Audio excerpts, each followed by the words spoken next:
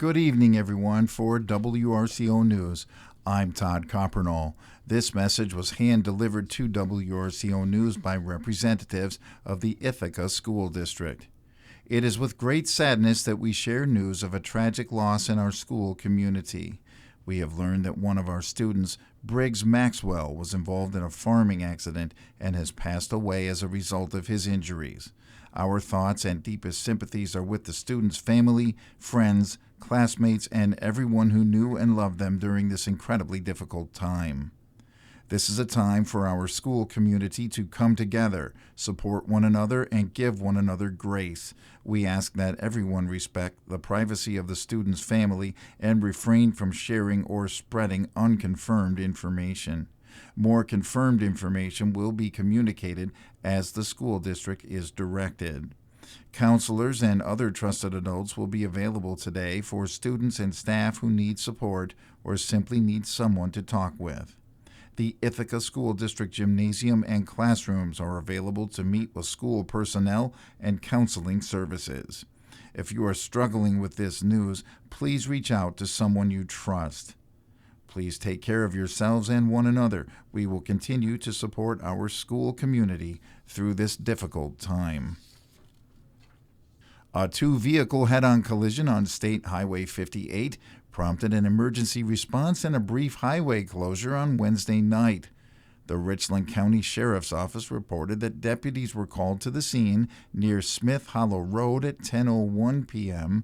following reports of the serious crash. According to preliminary investigations, the accident occurred when a southbound vehicle was negotiating a curve and crossed into the northbound lane. The driver lost control of the vehicle and struck an oncoming car head-on. One vehicle was occupied by two juveniles, while the second vehicle was operated by 62-year-old Jan Holloway of Cazenovia. Following the impact, Ms. Holloway remained conscious and alert, but reported suffering from neck and rib pain. Cazenovia EMS provided initial treatment at the scene before transporting her to Richland Hospital for further evaluation. The two juveniles involved were also evaluated by emergency medical personnel and were subsequently taken to Richland Hospital by their parents. The incident led to the closure of State Highway 58 between Lost Hollow Drive and Lloyd for roughly 30 minutes as emergency crews worked at the scene. Authorities have since cited the juvenile driver for operating left of the center line. The Crawford County Fair is underway and runs through Sunday at the Crawford County Fairgrounds in Gays Mills. The Midway is currently open and the Challenge to the Champions Bull Ride begins at 7 o'clock. Tomorrow features live music by Buck Hallow at 3:30 and the Tri-State Truck and Tractor Pull at 6:30. Saturday's events include an antique tractor pull at 10 o'clock, Monty Burger and Country Gold at 3:30, and the Demolition Derby will be held at 7 o'clock. On Sunday morning, there will be a car show at 10 o'clock, and the Class of 62 band performs at 1 o'clock. All weekend, there will be exhibitors, arts and crafts, photography, food, and more. More information and a full list of events can be found at the fair website, CrawfordCountyWisconsinFair.com. The Richland Center City Auditorium was filled to near capacity Wednesday evening as citizens from every township in Richland County gathered to voice their unified opposition to the proposed 765 kilovolt power lines. Mike Brenninger of Southwest Partners opened the proceedings by outlining the intent of the gathering before conducting a formal introduction of the represented areas. A show of hands confirmed that every single township in the county had sent residents to the auditorium, underscoring the widespread nature of the concern. The event then transitioned into a collaborative workshop format where attendees broke into small groups to discuss their motivations for attending and their reflections on the prior informational meeting held at Richland Center High School on Monday. Throughout the evening, the prevailing message emphasized by Brenninger and shared by the audience was one of unity. Organizers stressed that the impact of the power lines transcends individual property boundaries, calling for a collective effort to support one another regardless of whose land is directly affected. Brenninger noted that the opposition faces a significant challenge that will require sustained commitment from the entire community over the long term. The atmosphere in the room remained charged with passion and loud conversation as residents discussed the potential future of their landscape.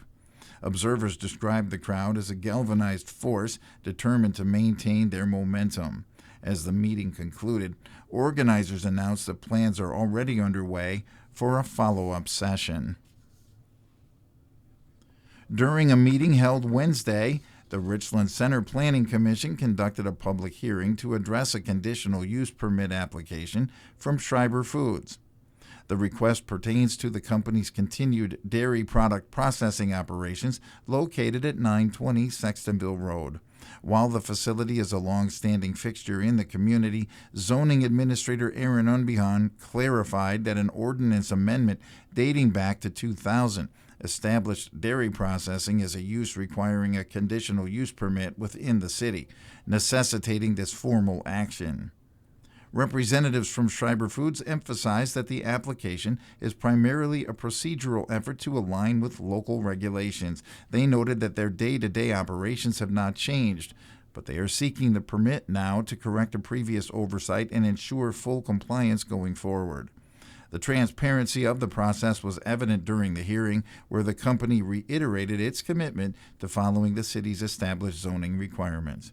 Public engagement regarding the permit was minimal but positive. No citizens spoke during the hearing itself. However, Unbehan reported that the city had received one email from a local resident expressing support for the proposed permit.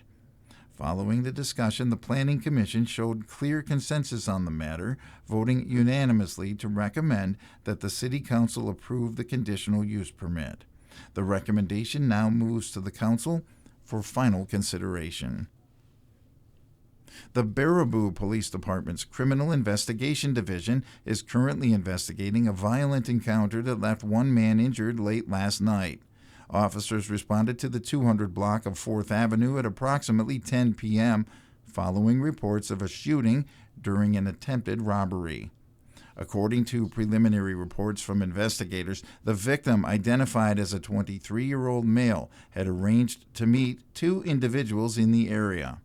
Police believe the meeting was intended to facilitate a narcotics transaction. During the meeting, two masked suspects confronted the victim and attempted to rob him at gunpoint. Although the suspects were unable to obtain any property, the situation escalated when one of the individuals discharged a firearm. The victim sustained a graze wound to his head during the shooting.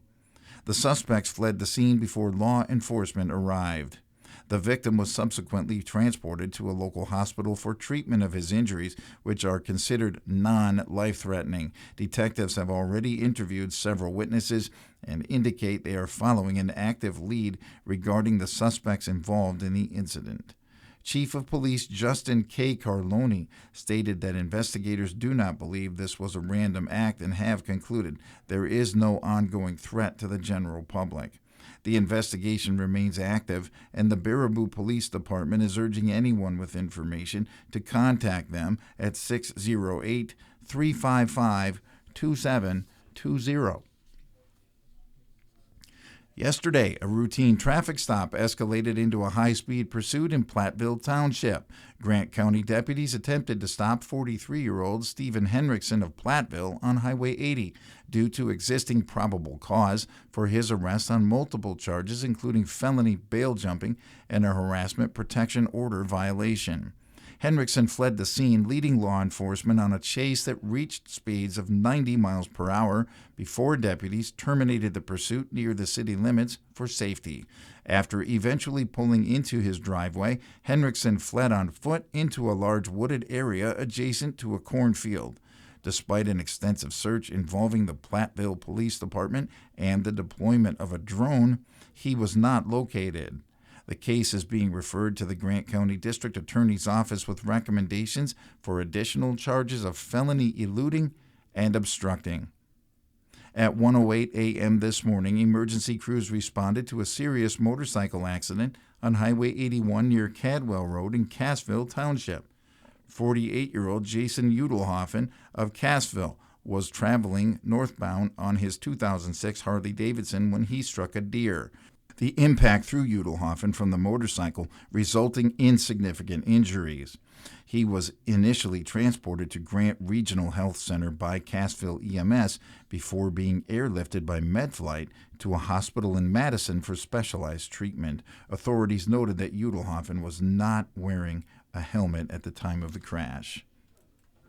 We have two new winners in the Grace Calendar raffle drawing for today. On ticket 1557, Carla Doudna, and on ticket 3116, Brian Miller of Laval. These are $50 winners. Congratulations, Carla and Brian.